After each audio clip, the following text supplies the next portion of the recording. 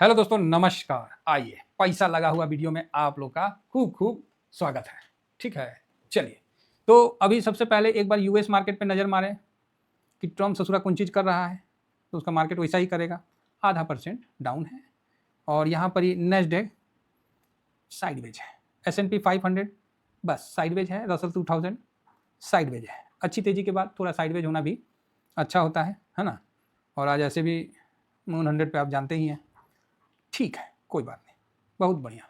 Fang index में अच्छा तेज़ी है, इसको खरीदने से पहले ही इसमें सर्किट लग जाता है, तो कोई बात नहीं।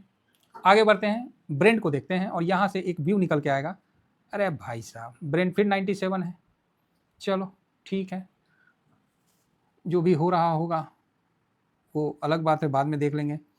ये वापस से बढ़ गया है 4.31, अच्छा नहीं है। एडीआर में थोड़ा देखते हैं, काफ़ी पिटाई हुआ था इंफोसिस का, तो अभी भी वही चीज़ देखने को मिल रहा है कि इंफोसिस विप्रो में अच्छी पिटाई दिख रही है। सुबह में देख लेंगे कि क्या हुआ नहीं हुआ। तो इस बार तो एक्सपायरी भी सोमवार को ही है, मंगलवार को तो अम्बेडकर साहब का जयंती है, जो भी है, तो उसके कारण छुट्टी है मार्केट में। तो यहाँ पर ही आपको ये सामने में दिख रहा है। चलिए आगे बढ़ते हैं। ये तो मोटा मोटी हमने यूएस मार्केट को देख लिया। आज हमारे मार्केट में क्या हुआ है, 24,000 के ऊपर जो क्लोजिंग हुआ है, एक अच्छा क्लोजिंग माना जाएगा। हालांकि 24,041 पे हुआ, 90 पे होता ना तो 23,800 वाला ना कमज़ोर हो जाता। कोई बात नहीं, क्लोजिंग कितना पे हुआ है, 50 पे हुआ है, तो 23,800 वाला मंदिरिया ना कमज़ोर नहीं हुआ है। ठीक है, कमज़ोर उतना नहीं हुआ। एक बार ऑप्शन चैन को देख लेते हैं, इससे क्या है कि थोड़ा सा व्यू का अंदाज़ा बन जाएगा। तो जब हम ऑप्शन चैन को एक बार नज़र मारते हैं, ऑप्शन चैन को नज़र हम इसलिए मारते हैं कि हम अपना पोजीशन को ठीक रख पाएँ। 13 तारीख है, 13 अप्रैल, 14 को तो छुट्टी है ये चीज़। तो यहाँ पर ही देखिए बाइंग साइड में ही मजबूत है, लेकिन इस साइड में भी ना कमज़ोर नहीं है। हालांकि 24,000 इस पे ज़्यादा नहीं है, 50 पे, हाँ 24,000 पे अभी भी है। और पोजीशन यहाँ ओपन इंटरेस्ट जो है, ओपन ओआई इस पर कम नहीं हुआ है। अगर ये माइनस हो जाता ना ऐसे तो हम पूरा तेज़ी में आ जाते, लेकिन माइनस नहीं हुआ है। तो ये भी ध्यान रखना है कि मतलब तकरार पूरा होने का संभावना है। और यहाँ पर ये 24,200 पे माइनस हो गया है, तो ये भी देखना है। 24,200 पे माइनस हुआ है, यहाँ भी माइनस हुआ, अनवाइंडिंग हुआ है, तो ये तेज़ी की तरफ तो दिखा रहा है। यही अनवाइंडिंग उस साइड होता तो ज़्यादा अच्छा लगता। चलिए देखते हैं क्या होता है नहीं होता है। ये हमेशा ध्यान रखिएगा, अगर अनवाइंडिंग हो रहा है और इस साइड में एलटीपी उसका प्राइस बढ़ रहा है तो ये तेज़ी का व्यू बनता है। लेकिन सेम पुट साइड में भी अनवाइंडिंग होना चाहिए था, वो नहीं हुआ है, तो थोड़ा सा दबाव रहेगा, लेकिन फिर भी तेज़ी का मूड माहौल आपके सामने यहाँ है। ठीक है, तो ठीक है, अब आगे बढ़ते हैं और आगे देखते हैं कि आज हम लोग 3 बजे क्या मतलब अपना व्यू था। ट्रेंड न्यूट्रल 25,800 के ऊपर जाएगा तभी अपन बढ़िया से पॉजिटिव होंगे, अदरवाइज न्यूट्रल ही चलने देते हैं। क्यों, देखिए 23,800 के बाद अपन न्यूट्रल किए थे, तो 24,000, 25,000, 2,000 पॉइंट तो न्यूट्रल में रखेंगे ना, क्या 2,000 पॉइंट तो न्यूट्रल में रखेंगे, तो उस हिसाब से अपन न्यूट्रल में हैं। तो 25,800 जब क्रॉस करेगा तब हम अपना ट्रेंड को पॉजिटिव करेंगे। अब कब होगा नहीं होगा वो बात की बात है। तो फिलहाल इंडेक्स में ओके ओके बोले थे और कैश में न्यूट्रल का व्यू था। तो ये तो मेरा 3 बजे ड्यूरिंग मार्केट के दौरान ये व्यू मैंने आपके सामने रखा। तो अब हम आगे बढ़ के देखते हैं कि हुआ क्या है। तो उसमें हम FIS को जब हम देखने गए तो हमको देखने को मिला कि 10 तारीख FIS और DIS क्या किया। तो जब इसको देखे तो बड़ा अच्छा सा लगा कि जो FIS है वो 672 करोड़ का खरीदारी किया है और DIS ने 410 करोड़ का। ये तो एक अच्छा न्यूज़ रहा, बढ़िया। धीरे धीरे कम हुआ फिर बढ़िया, है ना, अच्छा लगा। अब हम आते हैं इंडेक्स फ्यूचर में।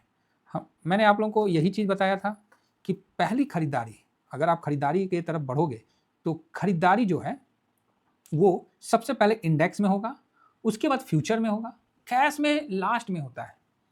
और मैंने कल भी बोला था, परसों भी बोला था कि जो अभी FIS बेच रहे हैं ना वो बुर्बक FIS है, जो FIS खरीद रहे हैं वो स्मार्ट FIS है। देखिए अगर हम बोलने जाए ना FIS क्यों बेच रहे हैं, तो सिंपल सा कारण है कि रुपया कमज़ोर हो रहा है, तो खड़ा खड़ी उनको नुकसान हो गया। साल का 10% तो ऐसे ही नुकसान चल गया, चाहे 5-6% तो टूट ही गया रुपया आपको, 5-6%। साथ में आपको चार्जेज इतना ज़्यादा FIS, पूरे वर्ल्ड में किसी भी मार्केट में FIS से चार्ज नहीं लिया जाता है। इंडिया में STT अलग है, फिर long term short term capital gain tax आप समझ ही रहे हैं। STT जब ले रहे हैं तो कैपिटल गेन टैक्स का तो कोई मतलब ही नहीं है, लेकिन जो दोनों ले रहे हैं ये तो साफ गलत है ना। लेकिन अब क्या करिएगा, सिस्टम है भाई, सिस्टम ले रहा है। तो जिस दिन सिस्टम अगर हटा दिया, जिस दिन सिस्टम ये कैपिटल गेन टैक्स हटाता है, फिर जो तेजी होगा ना मार्केट में, ऑसम होगा। या फिर आप ग्रोथ कम से कम दिखाओ, 20% 15% ग्रोथ तो दिखाओ, निफ्टी 20% रिटर्न तो बना के दे, तब ना आदमी रुकेगा वहां। अब आप बताओ, निफ्टी 12% का रिटर्न बना के दे रहा है, 10% का रिटर्न बना के दे रहा है, 5% रुपया टूट जा रहा है, उसके बाद चार्ज आपका 2% पकड़ लो, जितना भी कमाओगे 2% तो देना पड़ेगा ना। मान लो 10 रुपया कमाए तो 2 रुपया तो टैक्स चला जाएगा। उसके बाद आप इस चीज को समझो, तो 4-5% रुपया टूट गया, 2% ऐसे ही चला गया, 7% का नुकसान हो गया। और उसके बाद अगर वो 10 भी कमाया तो भाई 3% लेके क्या करेगा, नंगा नहाएगा क्या, निचोड़ेगा। इसलिए FIS निकल रहे थे। अब जो RBI ने रुपया को स्ट्रॉन्ग किया, तो यहां पर ही जो 95 के पास जिस SIP ने मतलब जिन्होंने इंटर किया, दिखा नहीं है कागज में, लेकिन इंटर हुआ है। आप बोलोगे ये बात आप कैसे बोल सकते हो, ये बात मैं कुछ तथ्यों के आधार पर बोल रहा हूँ। अगर बोलिएगा तो तथ्य भी थोड़ा सा दिखा देता हूँ, तो आपका भी मन होगा कि हाँ सर थोड़ा सा हमको भी दिखलाओ, जिससे विश्वास होगा। तो चलिए, कुछ विश्वास।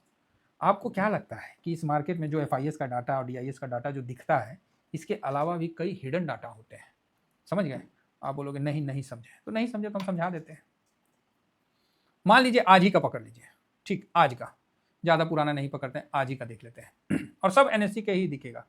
तो यहाँ पर ही आज कितना मतलब टर्नओवर हुआ, तो चाहे मतलब कितना बाई सेल हुआ, तो मान लीजिए यहाँ बाई हुआ 15,982 करोड़ का, प्लस आपको 15,572 करोड़ का सेल हो गया, है ना, यही हुआ, बाई इतना हो गया, सेल इतना हो गया। फिर 18,000 प्लस 18,303 का बाई हो गया, फिर यहाँ पर ही सेल जो है वो 17,631 का हो गया। तो इन चारों को जोड़ दिए कैश में तो 67,488 करोड़ का टर्नओवर हो गया, बाइंग सेलिंग जो हुआ। उसके बाद जो अपन डिलीवरी पोजीशन देखते हैं ना, तो नेट वैल्यू कितना लेके गए, तो इतना ही लेके गए, कितना बेच के गए तो वो पता चल जाता है। लेकिन टर्नओवर कितना हुआ, तो 67,488 करोड़ का। आप बोलोगे हाँ ये तो क्लियर है ना।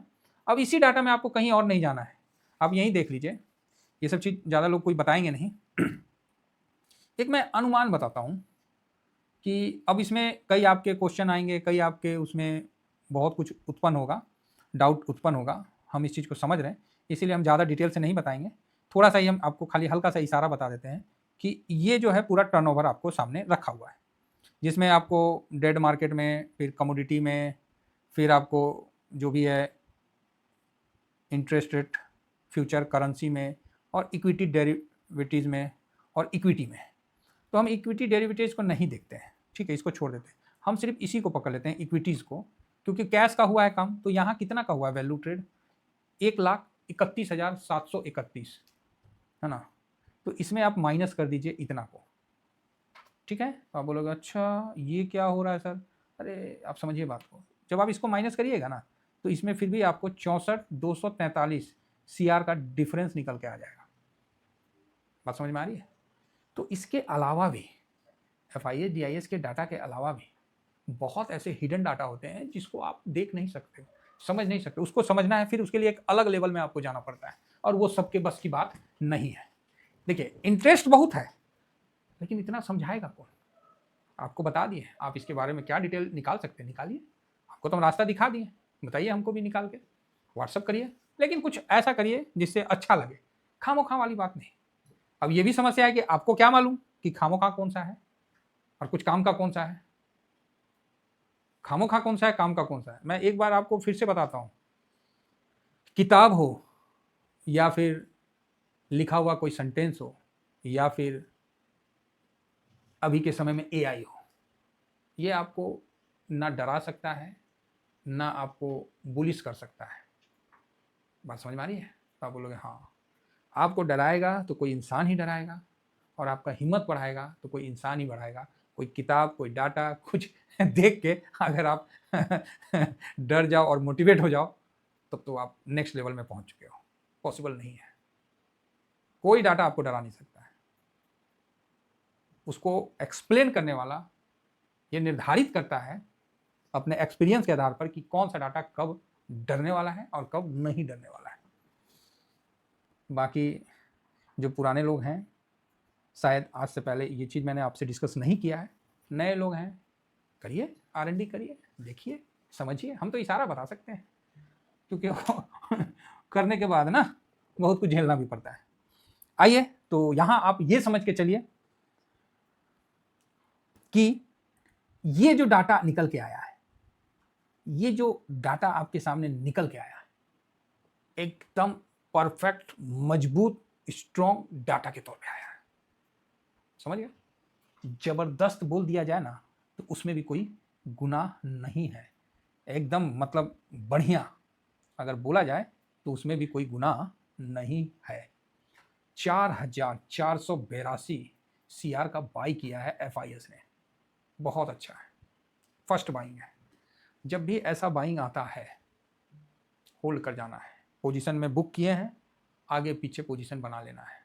ऐसे डाटा में मार्केट से दूर नहीं रहना है। ये डाटा कुछ अलग लेवल में ले जाने को इशारा कर रहा है। समझ गए? समझ गए हैं तो बजाइए ताली। अरे मजाक कर रहे हैं। समझ गए तो अच्छी बात है, नहीं समझे तो समय समझा देगा।